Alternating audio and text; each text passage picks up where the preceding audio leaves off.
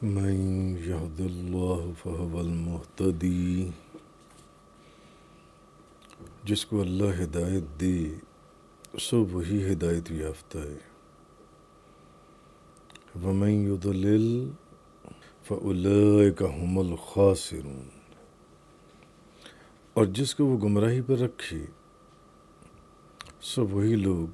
نقصان اٹھانے والی ہیں۔ وَلَقَدْ ذَرَأْنَا لِجَهَنَّمَ كَثِيرًا مِنَ الْجِنِّ وَالْإِنسِ،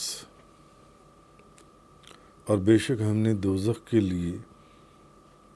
بہت سے ایسے جن اور انسان پیدا کیے۔ لَهُمْ قُلُوبٌ لَا يَفْقَهُونَ بِهَا،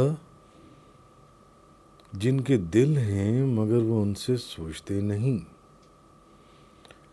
وَلَهُمْ أَعْيُنٌ لَا يُبْصِرُونَ بِهَا، ان کی آنکھیں ہیں مگر وہ ان سے دیکھتے نہیں۔ وَلَهُمْ آذَانٌ لَا يَسْمَعُونَ بِهَا، اور ان کے کان ہیں مگر وہ ان سے سنتے نہیں۔ أُولَئِكَ كَالْأَنْعَامِ بَلْ هُمْ أَضَلُّ،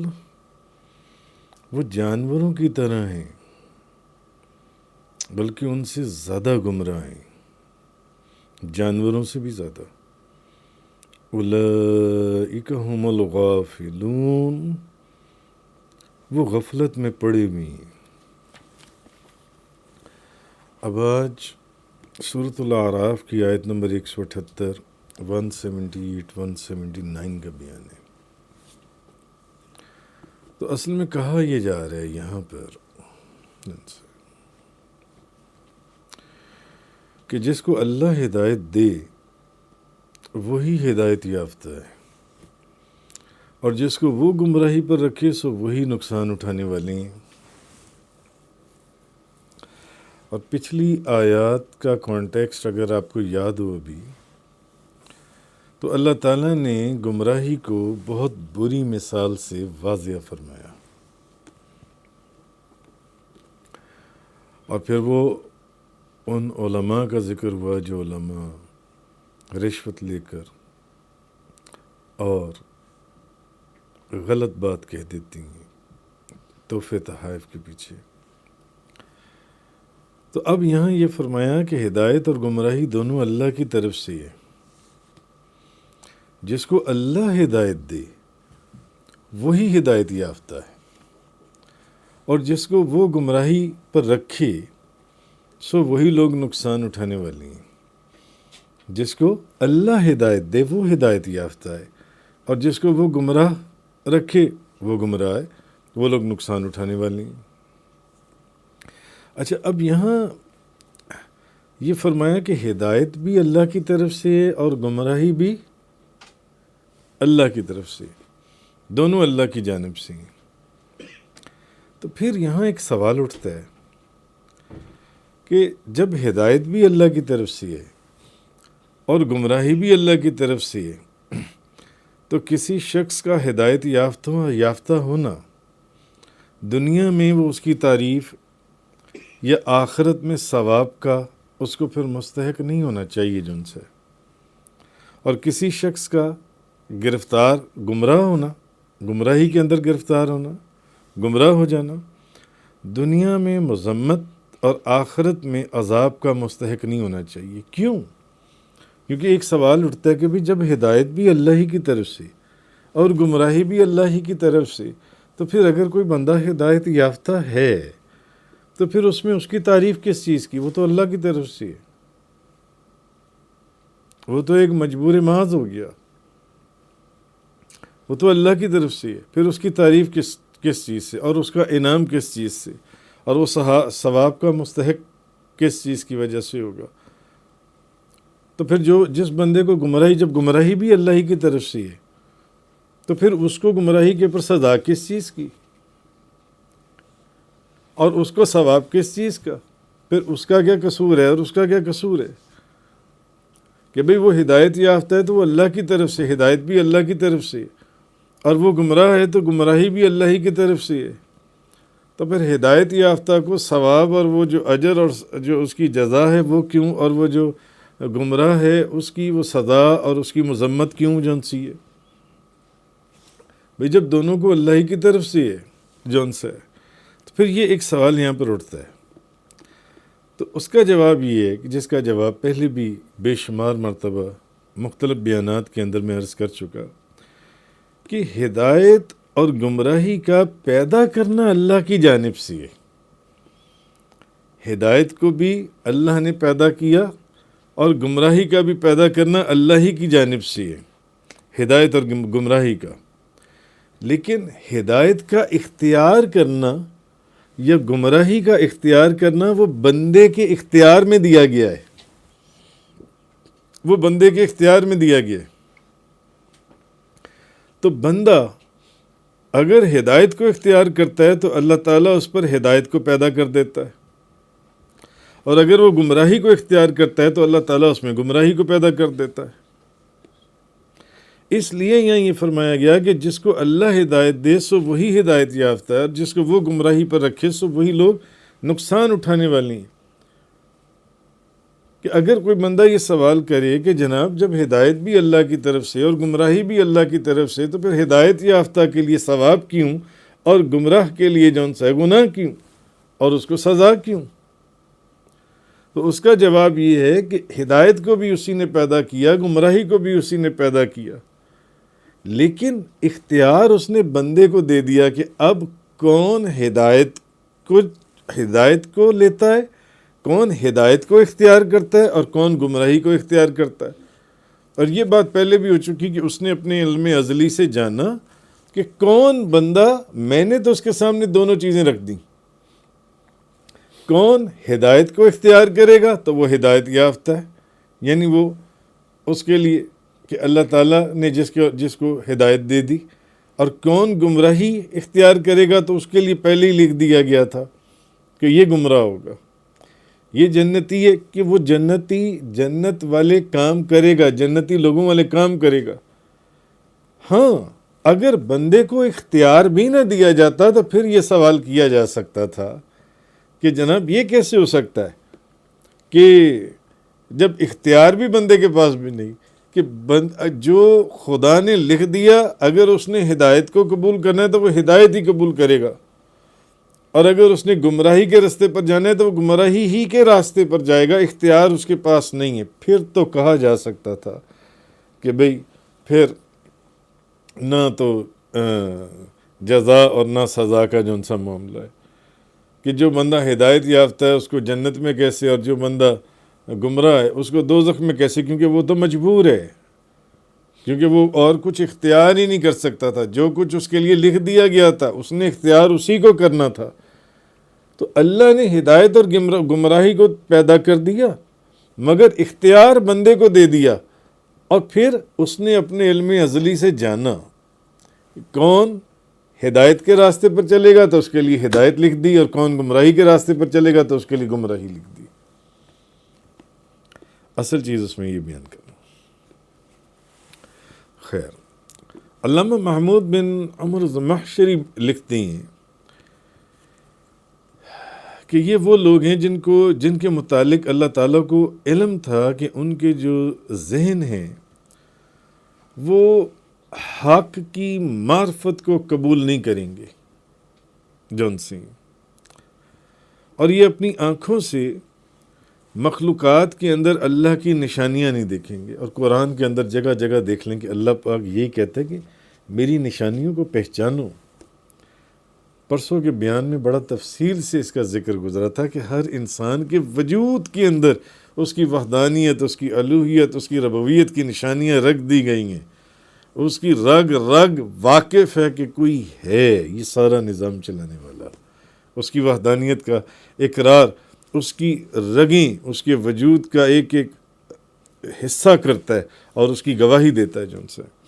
خیر وہ ایک علیحدہ موضوع تھا جون سے۔ تو یہ اپنی آنکھوں سے مخلوقات میں اللہ کی نشانیوں کو نہیں دیکھیں گے۔ یہ وہ لوگ ہیں جن کے متعلق اللہ تعالیٰ کو علم تھا کہ ان کے ذہن معرفت کا پیغام اور حق کا پیغام قبول نہیں کریں گے، اور یہ اپنی آنکھوں سے مخلوقات میں اللہ کی نشانیاں بھی نہیں دیکھیں گے، اور اللہ تعالیٰ کی آیات جب تلاوت کی جائیں گی تو یہ ان میں غور و فکر بھی نہیں کریں گے، اور کفر کے اوپر، انکار کے اوپر ضد اور ہٹ دھرمی کے ساتھ ڈٹے رہیں گے، اور ان کے قلوب معوف ہیں، اور ان کی آنکھوں پر پردے ہیں، اور ان کے کانوں کے سوراخ بند کر دیے گئے ہیں۔ اصل میں یہود کا حال بیان کیا جا رہا ہے کہ یہود جو تھے یہ اللہ کے رسول کی تکذیب میں انتہا کو پہنچے ہوئے تھے، حالانکہ یہود جانتے تھے کہ آپ ہی اللہ کے نبی ہیں، آپ ہی اللہ کے رسول ہیں، آپ ہی آخری نبی ہیں، جن کے ظہور کی نشانیاں ہماری کتابوں میں موجود ہیں، آسمانی کتابوں میں، اور ان کتابوں میں جس نبی کا وعدہ کیا گیا تھا وہ یہی نبی ہیں، تاجدار دو جہاں محمد مصطفیٰ صلی اللہ علیہ وسلم۔ اور یہ ان بہت سے لوگوں میں سے ہیں، یہی جو ان سے یہود ہیں، جن کی ان یہودیوں کے متعلق پھر یہ فرمایا گیا کہ یہ ان بہت سے لوگوں میں سے ہیں جو ایمان لانے والے نہیں ہیں، گویا کہ ان کو پیدا ہی دوزخ کے لیے کیا گیا ہے، ان کو پیدا ہی دوزخ کے لیے کیا گیا ہے۔ تو اب اس آیت میں اصل میں اللہ تعالیٰ نے نبی کریم صلی اللہ علیہ وسلم کو یہ تسلی دی، تسلی دینا مقصود ہے، یعنی کہ کہا یہ جا رہا ہے کہ اگر یہ ضدی اور دشمنی رکھنے والے مشرکین اگر یہ ایمان نہیں لاتے، اور آپ جو ان کو پیغام دیتے ہیں، جو ان کو نصیحت دیتے ہیں، جو ان کو ہدایت کا راستہ دکھاتے ہیں، یہ قبول نہیں کرتے تو آپ پریشان نہ ہوں، محبوب آپ پریشان نہ ہوں۔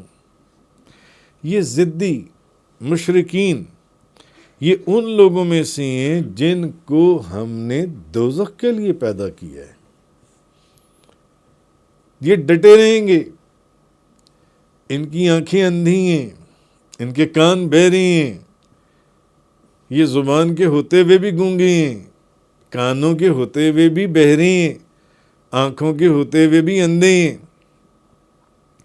ان کو محبوب آپ پریشان نہ ہوں، یہ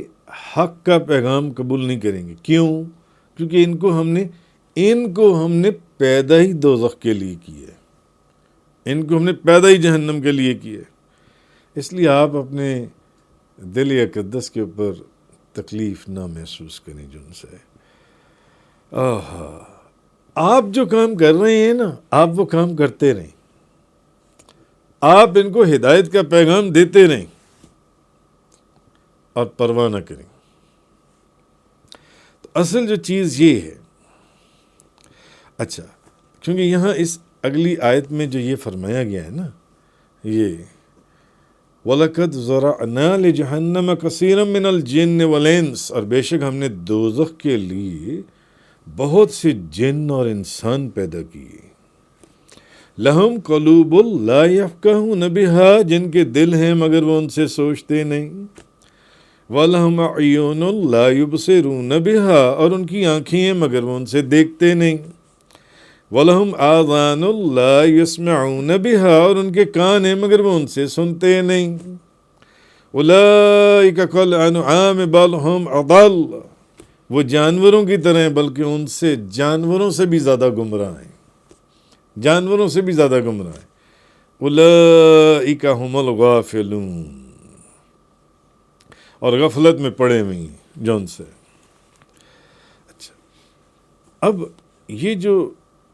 کچھ انسانوں کو اور کچھ جنوں کو، ان میں سے ایک جو گروہ ایسا ہے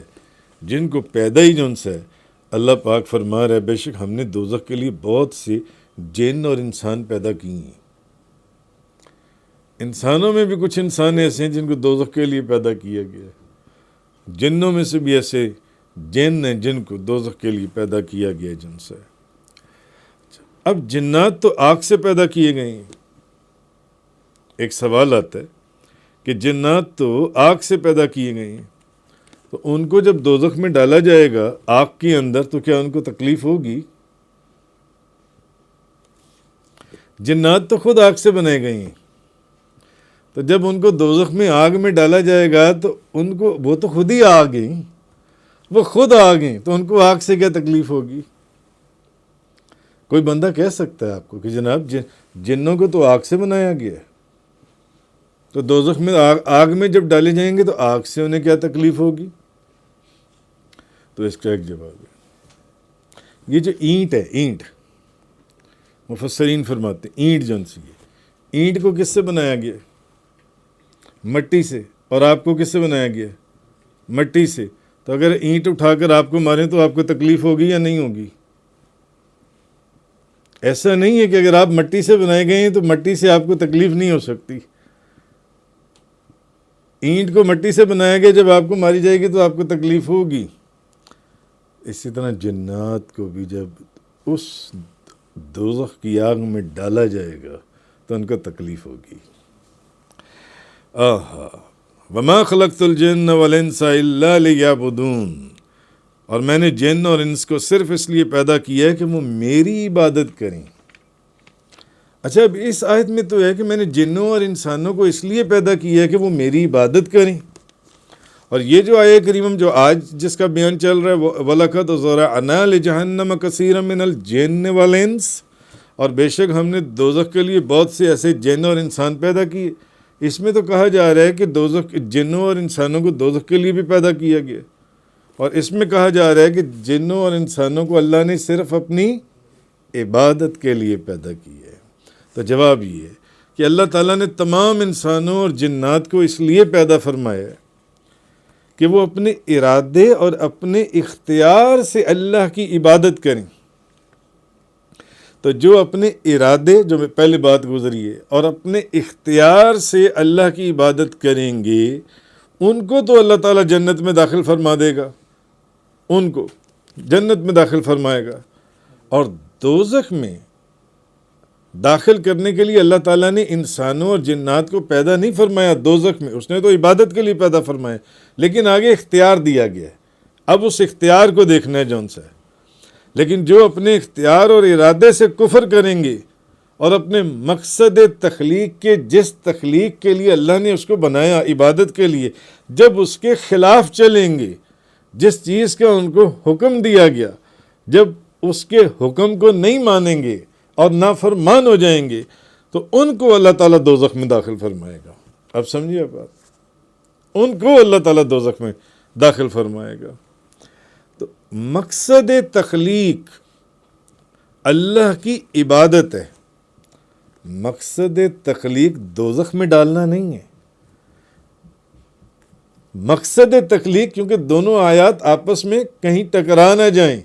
کہ ایک آیت میں کہا جا رہا ہے کہ جنوں اور انسانوں کو میں نے اپنی عبادت کے لیے پیدا کیا، وما خلقت الجن والانس الا لیعبدون، اور دوسری جگہ کہا جا رہا ہے کہ جنوں اور انسانوں میں سے میں نے کچھ گروہ ایسی ہیں جن کو میں نے جہنم کے لیے پیدا کیا، جہنم میں ڈالوں گا ان کو جون سے. تو جو لوگ اپنے اختیار اور اپنے ارادے سے اس کے احکامات پر عمل کریں گے وہ جنت میں ہی جائیں گے. کیوں؟ مقصد تخلیق اس کی عبادت ہے، اور اس کا ثمرہ، اس کا انعام جنت ہے، اور جو مقصد تخلیق دوزخ میں ڈالنا. لیکن جو اپنے ارادے اور اختیار سے اس کے حکم کے خلاف کریں گے ان کو جہنم میں ڈالا جائے گا، ان کو جہنم میں ڈالا جائے گا. آگے اللہ تعالیٰ نے فرمایا کہ ان کے دل ہیں مگر وہ اس سے سوچتے نہیں، ان کی آنکھیں ہیں مگر وہ ان سے دیکھتے نہیں، ان کے کان بھی ہیں مگر وہ اس سے سنتے نہیں. تو جن کو بہرا کہا گیا ہے، جن کو اندھا کہا گیا ہے، جن کو گونگا کہا گیا ہے، جن کے دلوں کی کیفیت پر بیان، کیا ان کے کان نہیں تھے؟ کیا ان کی آنکھیں نہیں تھیں؟ کیا وہ دیکھتے نہیں تھے آنکھوں سے؟ کیا وہ اپنے کانوں سے سنتے نہیں تھے؟ کیا وہ اپنی زبان سے بولتے نہیں تھے؟ اصل یہاں پر کہنے کا مقصد یہ ہے، یعنی وہ اللہ تعالیٰ کی ذات و صفات اور اس کی وحدانیت کے دلائل پر دل سے غور و فکر نہیں کرتے، جس کو بار بار قرآن کہہ رہا ہے. وہ اس کی وحدانیت کے دلائل کے اوپر غور و فکر نہیں کرتے، اور اس کائنات کے وجود پر جو نشانیاں ہیں، جس کا بے شمار آیات کے اندر جس کی تفسیر گزر چکی، ان کو اپنی آنکھوں سے مشاہدہ ہی نہیں کرتے، دیکھنے کی کوشش ہی نہیں کرتے اس کائنات کی یہ جو بزم اس نے سجائی ہے، کہ اس کے اندر کیسی کیسی اس کی وحدانیت اور اس کی ربویت اور اس کی نشانیاں موجود ہیں، اس کو دیکھنے کی کوشش ہی نہیں کرتے، اور غور و فکر کرنے کی کوشش نہیں کرتے، دل سے آنکھوں سے اس کو دیکھنے کی کوشش نہیں کرتے، اور کانوں سے ایسے دلائل کو سننے کی کوشش نہیں کرتے۔ تو اس لیے اللہ تبارک و تعالیٰ نے یہاں فرمایا کہ لہم قلوب لا یفقہون بہا، جن کے دل ہیں مگر اس سے سوچتے نہیں، وَلَهُمْ أَعْيُنٌ لَا يُبْصِرُونَ بِهَا، ان کی آنکھیں ہیں مگر اس سے دیکھتے نہیں، وَلَهُمْ آذَانٌ لَا يَسْمَعُونَ بِهَا، ان کے کان ہیں مگر وہ ان سے سنتے نہیں ہیں، مگر وہ میرے نزدیک اندھے ہیں، بہرے ہیں، گونگے ہیں، ان کے دل مردہ ہیں، ان کے دلوں کے پر پردے ہیں۔ تو وہ اللہ کی وحدانیت کے دلائل پر غور نہیں کرتے، اس کائنات کے وجود پر جو نشانی ہے اس کو اپنی آنکھوں سے دیکھنے کی کوشش نہیں کرتے۔ اللہ کی آیتیں جب ان کے سامنے تلاوت کی جاتی ہیں، ان کے کانوں کے سوراخ بند کر دیے گئے ہیں، اسی لیے بے ادب اور گستاخ اور نافرمان ہیں کہ جو انہیں کہا جاتا ہے اس کی بات مانتے نہیں ہیں، نہ اللہ کی بات مانتے ہیں، نہ اللہ کے رسول کی بات مانتے ہیں، اور نہ کسی واعظ اور نصیحت کو اس کے اوپر۔ تو جب ان کے کانوں کے اوپر، اب بظاہر وہ سنیں گے بھی تو وہ کچھ سن نہیں رہے، وہ دیکھ بھی رہے ہیں تو کچھ دیکھ نہیں رہے، وہ سمجھ بھی رہے ہیں تو کچھ سمجھ نہیں رہے۔ یہ چیز اس کے اندر فرمائے گی، جیسے کہ اگر آپ کو یاد ہو تو سورہ بقرہ کے اندر آیت نمبر 18، سمم بکمن عمیٰ فہم لا یرجعون، بہرے ہیں، گونگے ہیں، اندھے ہیں، وہ ہدایت کی طرف رجوع نہیں کرتے، یعنی اللہ اور اس کے رسول کی بات کو سننے سے بہرے ہیں، نہ اللہ کی بات سنتے ہیں نہ اللہ کے رسول کی بات سنتے ہیں، تو وہ بہرے ہیں، اور حق بولنے سے بھی وہ گریز کرتے ہیں، اس لیے ان کی زبان رکھتے ہوئے بھی وہ گونگے ہیں، اور حق دیکھنے سے وہ اندھے ہیں، کہ وہ حق کو دیکھنے کے باوجود آنکھیں ان کی دیکھ رہی ہیں مگر وہ آنکھوں سے اندھے ہیں۔ مگر ہر کوئی ویسا نہیں تھا، عبداللہ بن سلام بھی تو تھے نا، یہود کے اتنے زبردست، جب انہوں نے آ کر نبی کریم صلی اللہ علیہ وسلم کے چہرہ انور کو دیکھا، فوراً کلمہ پڑھ کر مسلمان ہو گئے، اور زبان کلمہ حق بولنے کے لیے دیے۔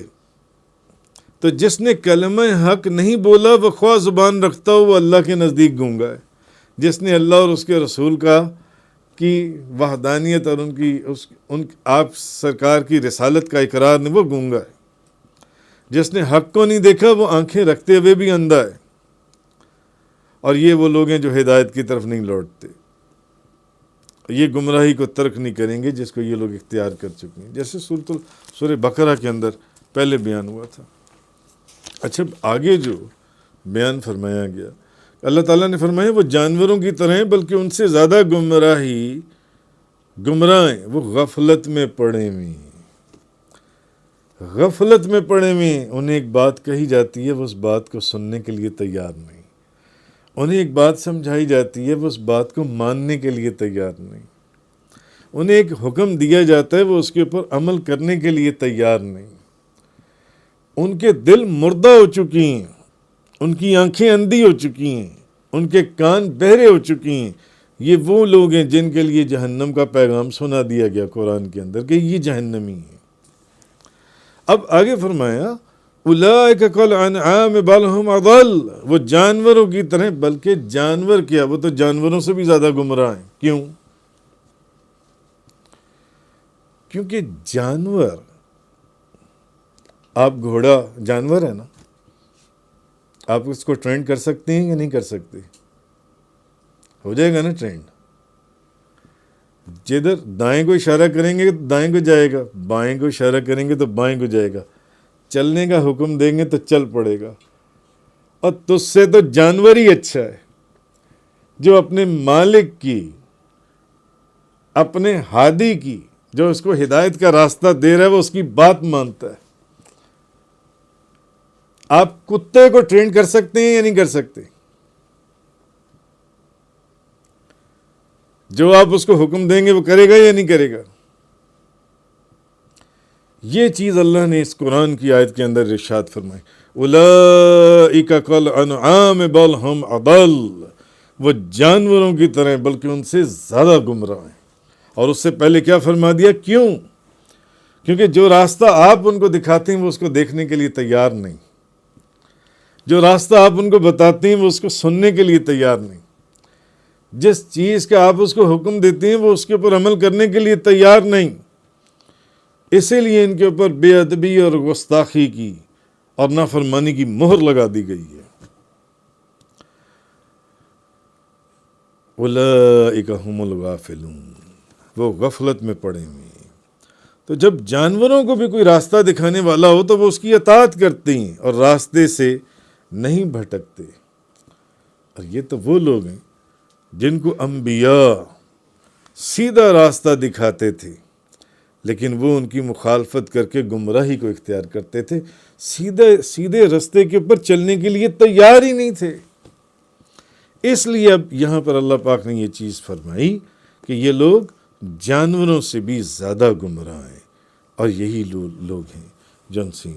غفلت میں پڑے ہوئے ہیں۔ اور اسی آیت کے شروع میں فرمایا کہ بے شک ہم نے دوزخ کے لیے بہت سے جنوں اور انسانوں کو پیدا کیے کہ ان کو ہم دوزخ میں ڈالیں گے۔ اولئک هم الغافلون، وہ غفلت میں پڑے ہوئے۔